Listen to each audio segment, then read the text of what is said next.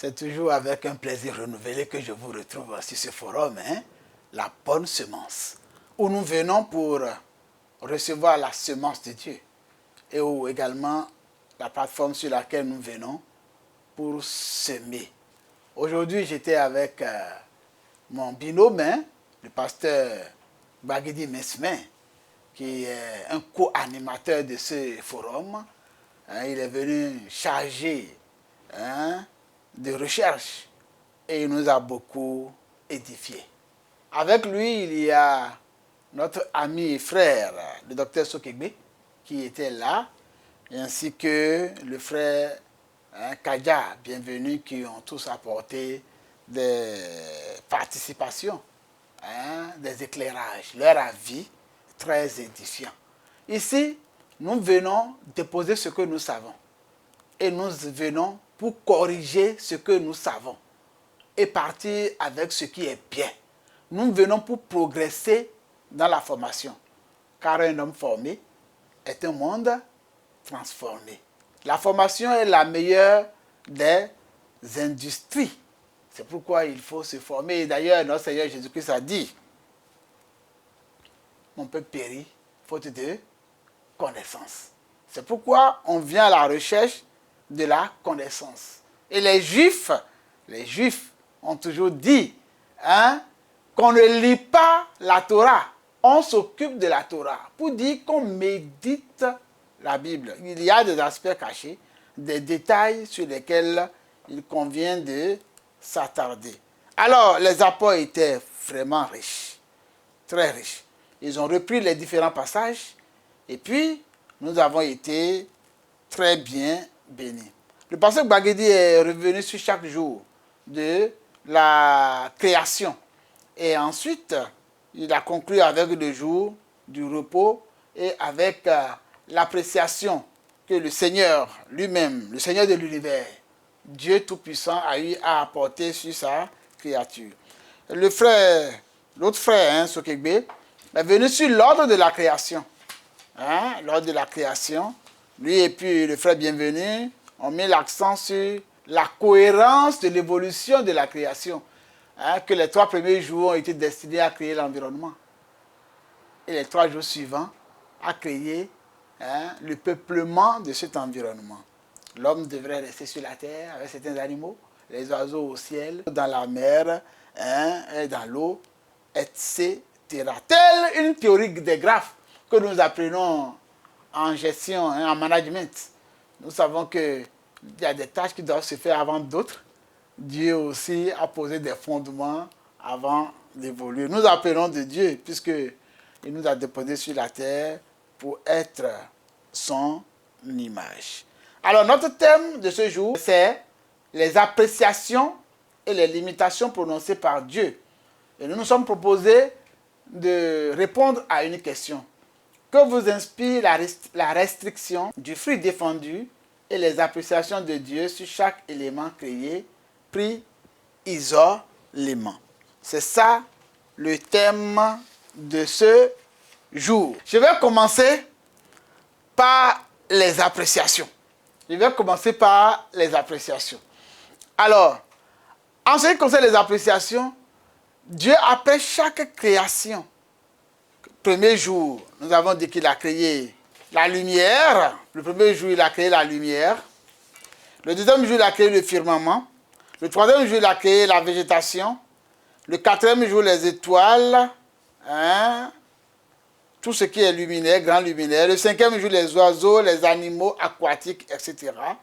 Et il a parachevé la création par les animaux terrestres et les êtres humains. Après chaque création, Dieu dit que cela était bon. Et quand il a fini de tout créer, il a dit, au verset 31, tout était très bon. Très bon. Mais nous devons noter qu'après la création de l'homme, le 6e jour, Dieu n'a pas apprécié l'homme isolément. Dieu n'a pas apprécié l'homme isolément. Alors, les lecteurs attentifs de la Bible s'aperçoivent qu'après chaque élément créé, Dieu dit c'est bon. Mais quand il a créé l'homme, il n'a rien dit. Pourquoi? Ils se sont posé cette question. Et ils ont conclu que c'est parce que Dieu laisse l'appréciation à l'homme pour plus tard. Dieu est sceptique. Il veut voir ce que l'homme ferait. Dieu voudrait voir ce que l'homme ferait des limitations qu'il a données à l'homme. Dieu voudrait voir les restrictions, les interdits. Qu'est-ce que l'homme en a fait avant de pouvoir laisser ses appréciations sur l'homme. Parce que l'homme est créé libre. Il a un libre arbitre. L'homme a la volonté. Il peut donc faire ce qu'il veut. Comme l'homme peut faire ce qu'il veut, eh bien, Dieu réserve son appréciation pour la fin des temps. Donc, il faut savoir que tu es sur la terre. Il faut savoir que tu es sur cette terre et que Dieu t'a créé libre. Mais il veut voir ce que tu ferais de cette liberté en rapport aux restrictions, aux limitations, aux interdits qu'il t'aurait donnés. C'est par rapport à ce que tu aurais fait de ces restrictions, de ces limitations, qu'il va donner son appréciation sur ta vie. Tu comprends bien, mon ami? Chacun comprend que l'appréciation que Dieu ferait de la vie de chaque être dépend de ce que lui-même aurait posé comme acte. Ça dépend de ta vie, de ta conduite, de ton obéissance par rapport aux règles de Dieu. L'appréciation que Dieu fera de ta vie dépend de toi-même. La vie ou la mort de ton âme se trouve entre tes mains.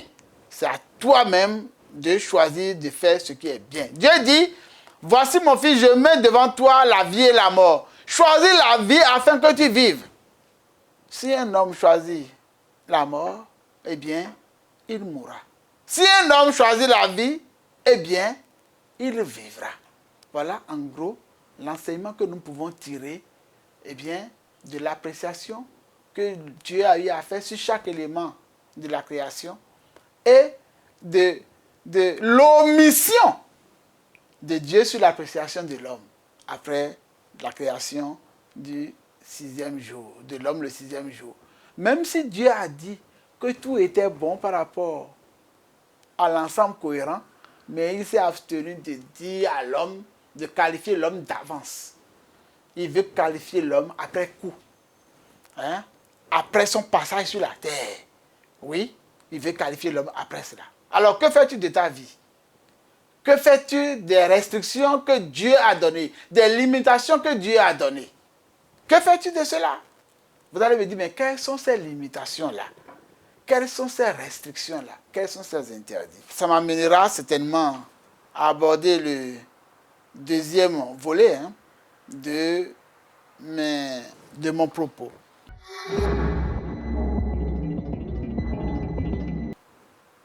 Eh bien, en ce qui concerne les limitations que Dieu a eu à donner, alors je dois dire que premièrement, Dieu a créé l'homme et l'a déposé sur la terre.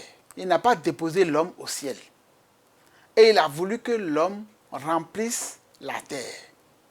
L'homme ne doit donc pas chercher à aller au ciel. Pendant son séjour terrestre, il ne doit pas chercher à construire l'échelle ou une tour, comme il a fait à Babel, la tour de Babel, une tour qu'il appelle la porte du ciel, pour aller au ciel. L'homme est limité pour gouverner la terre. Ça, c'est une limitation. C'est déjà des limites que Dieu a données à l'homme. C'est Dieu qui est maître du ciel et de la terre. Mais l'homme est placé sur la terre pour dominer tout ce qui a été créé. Première limitation. Deuxième limitation, c'est que lorsque Dieu a créé l'homme, il ne l'a pas créé dans le jardin d'Éden. Il l'a créé quelque part et il l'a enlevé de là pour l'amener dans le jardin d'Éden. La Bible dit qu'il a transplanté l'homme dans le jardin de la version originale, la version hébraïque, l'original de la Bible dit c'est transplanté. Il a déplacé l'homme. Ok? Donc, aujourd'hui on parle de nationalité. Là où tu es né, c'est là où tu as la nationalité. Mais dans la vision de Dieu, il peut te déplacer et te déposer ailleurs pour que tu évolues là-bas, là où il te veut. Comme Dieu a transplanté Adam, il a transplanté également Abraham. Il lui a dit d'aller à Canaan. Et Abraham est parti à Canaan. Il a déplacé son peuple qui était en Égypte pour lui dire d'aller sur une terre où il coule le lait et le miel. Dieu là, il déplace. Ça veut dire, tu dois accepter de vivre où Dieu t'a déplacé, où Dieu t'a amené. Tu dois savoir que c'est sa volonté. Et tu dois être à l'écoute de là où Dieu te veut. Ça, c'est important. Alors, c'est bon à savoir. Troisième limitation que je voudrais dire, c'est que Dieu, quand il a créé tous les êtres, oiseaux, animaux, il a demandé à l'homme de dominer. Mais il n'a pas permis à l'homme d'en manger. Il a dit à l'homme de manger de tous les arbres qui portent une semence. De tous les arbres qui ont des fruits. C'est ça qu'il doit manger. Tu as cette limite-là. Tu ne dois pas tuer les animaux et les manger. Je suis dans la première dispensation. Dans la dispensation de l'innocence. C'est-à-dire, en ce moment-là, l'homme n'avait pas encore péché.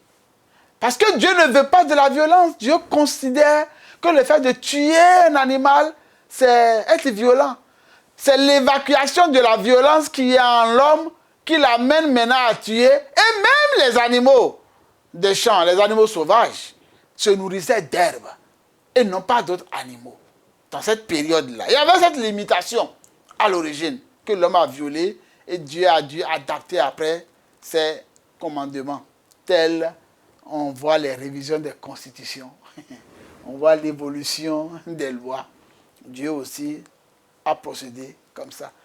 Dieu a placé l'homme dans le jardin d'Éden pour le cultiver et pour le garder. Pour le cultiver et pour le garder. Alors, cela pose déjà quelque chose. Ça pose l'idée que Dieu a mis l'homme dans un endroit de délice, mais pas un délice sans commandement. Ce n'est pas un délice sans activité à faire, sans obligation, j'allais dire. L'homme est là pour travailler.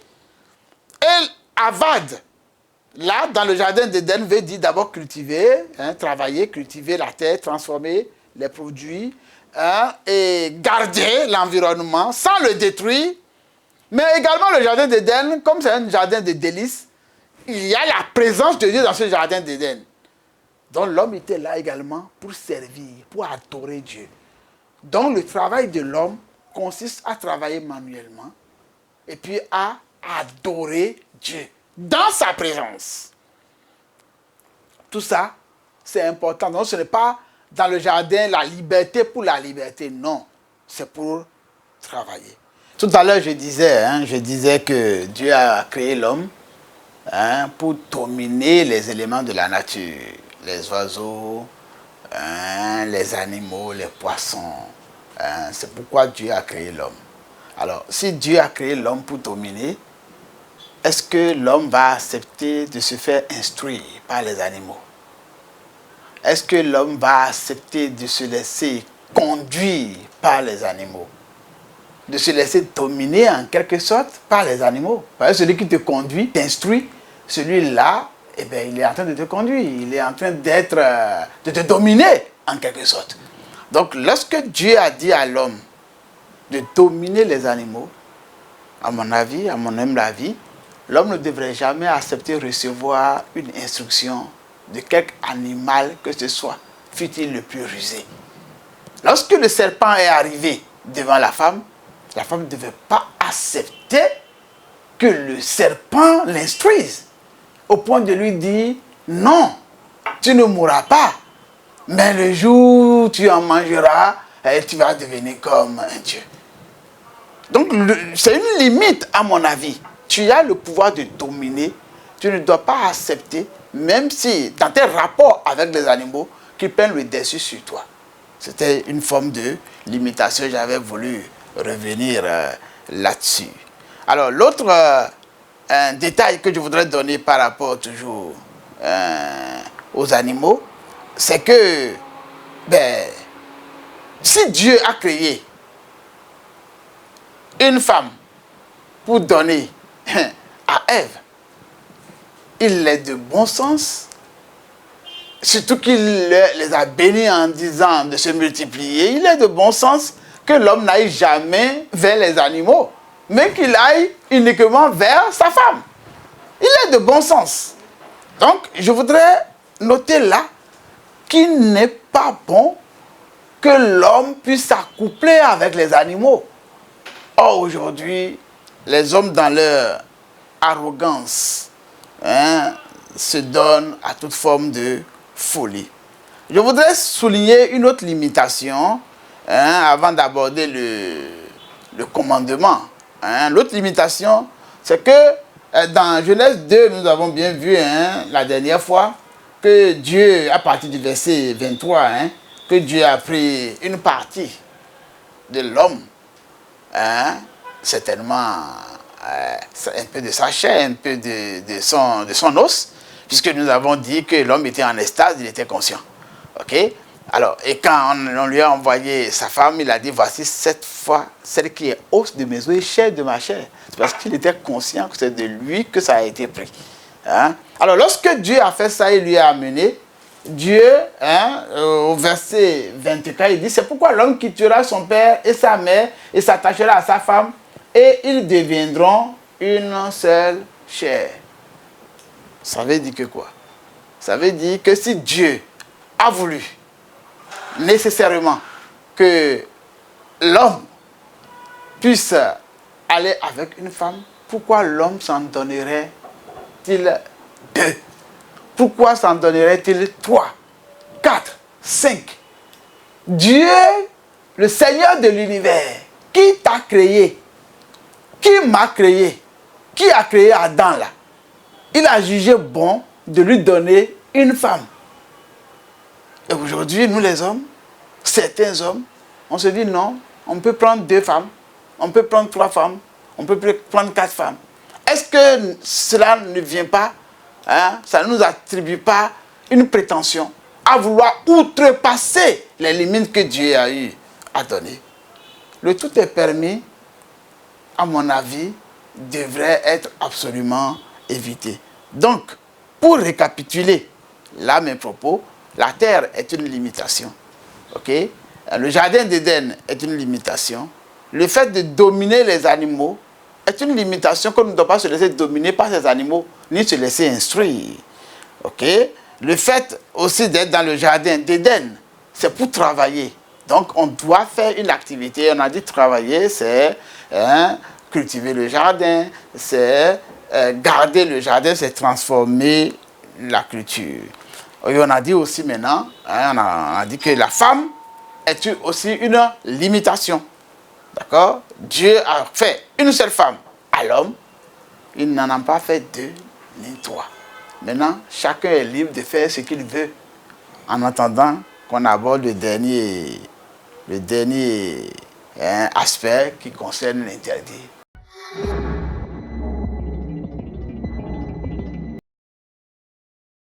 La 5e restriction, ou cette fois-ci même, ce n'est pas une restriction, c'est un interdit. Il s'agit du fruit défendu. Et par rapport au fruit défendu, nous devons dire qu'il y a plusieurs commentaires. Plusieurs commentaires.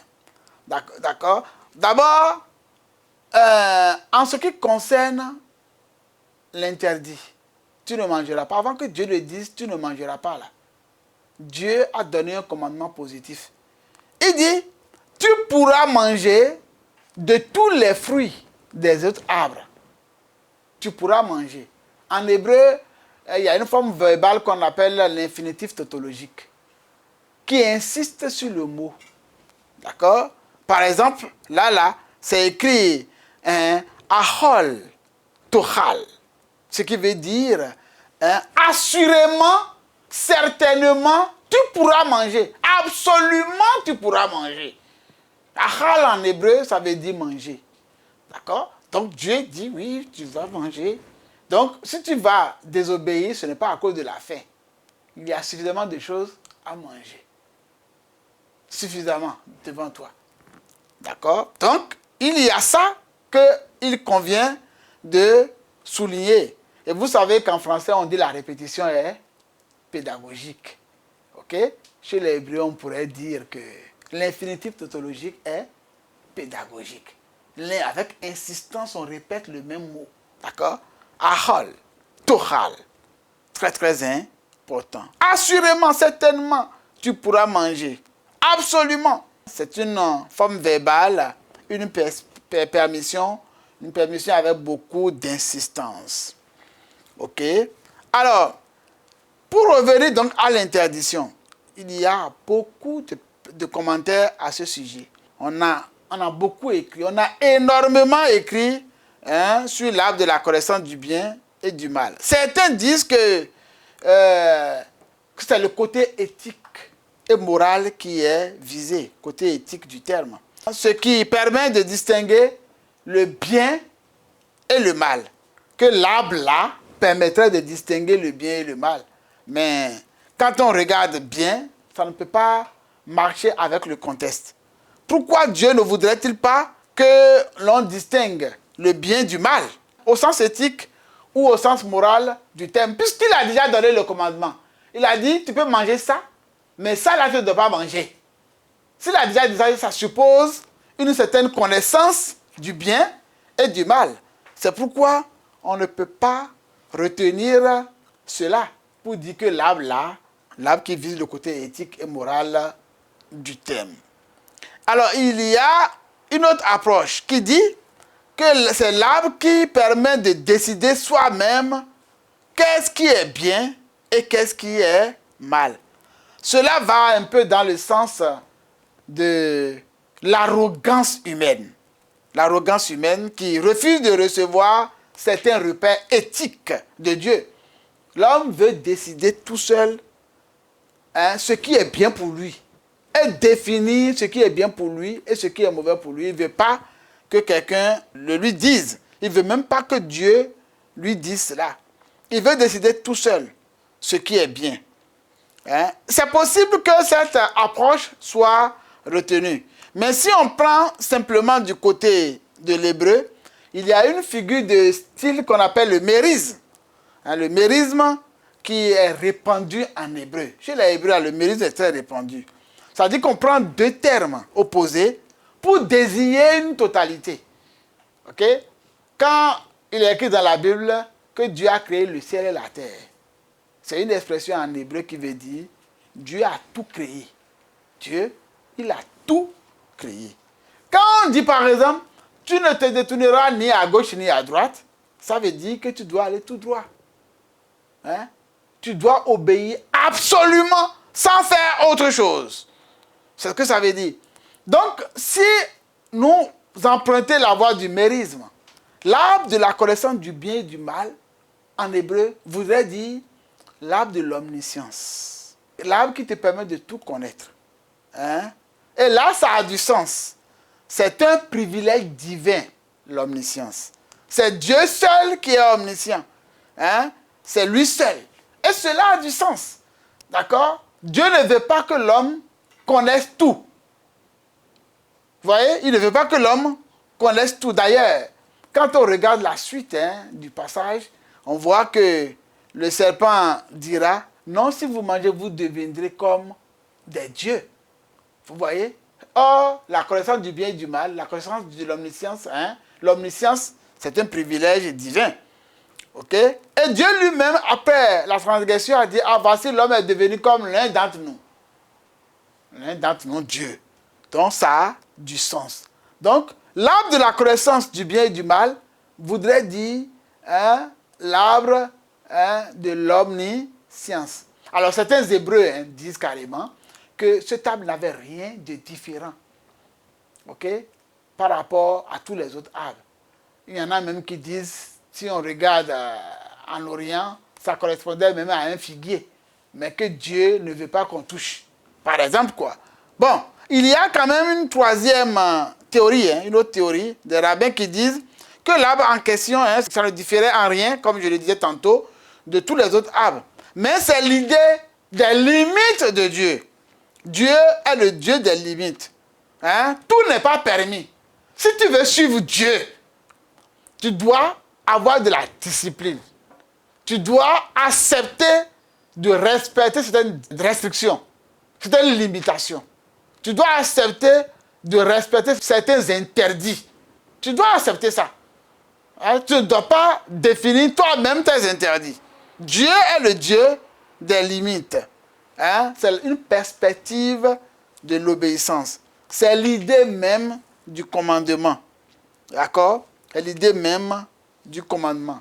Donc, la connaissance du bien et du mal, le thème connaissance du bien et du mal, voudrait dire l'omniscience.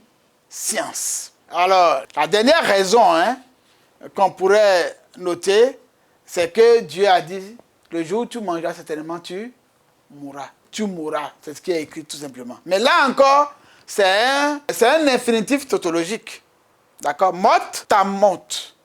D'accord? Infinitif tautologique. Pour dire, assurément, tu mourras. Certainement, tu mourras. Absolument, assurément, tu mourras.